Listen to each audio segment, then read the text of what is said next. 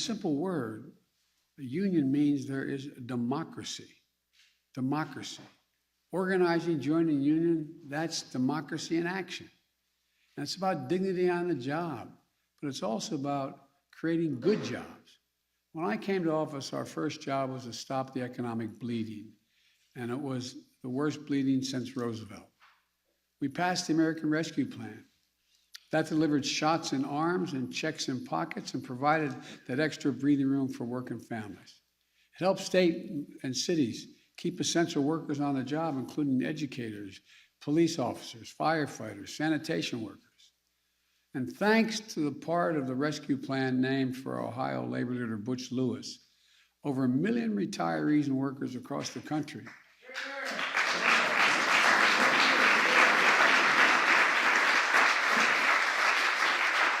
they can trust that the pensions they work for and sacrifice to secure will be there for them. You know,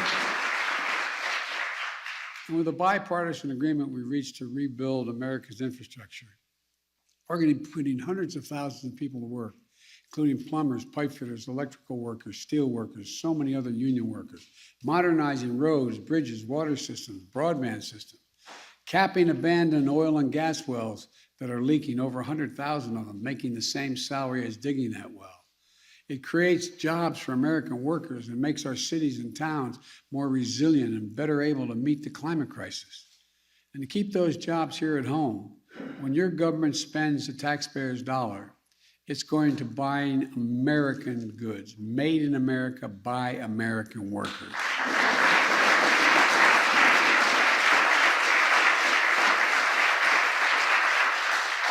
Look, over the years, the Buy America Act became a hollow promise. It's been there for a long time.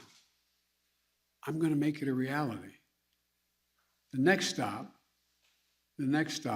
is dealing with the ability to pass the rest of my Build Back Better agenda.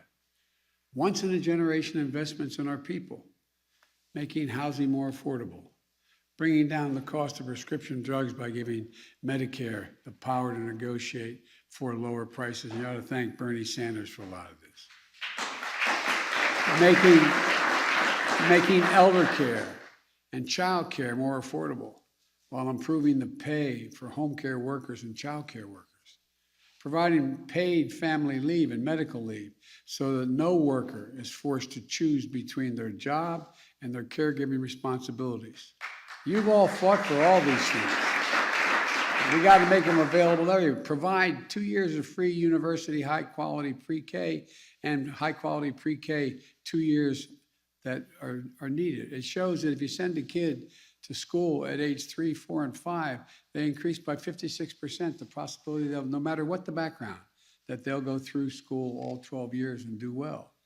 And when I asked, you know, in the Obama administration, I was asked to find out from the CEOs of the Fortune 500 what they most wanted, what they most needed, what was their greatest concern. And over, I think it's, don't hold me to the exact number, 348 or 47, I can't remember the number we got to, said the single most important thing is they needed a better educated public. But guess what? They weren't paying for it. And guess what? Does anybody think if we were starting off from scratch, setting up public education, we'd say 12 years is enough in the 21st century? So look, we have to invest in high quality job training and apprenticeships in fast growing sectors. Compete to give middle class families a well-deserved tax cut for daycare and health care, and provide a significant monthly tax cut for working families with children. That's what it is. Everybody talks about my child tax cut. It is a tax cut for ordinary folks. That's what it is.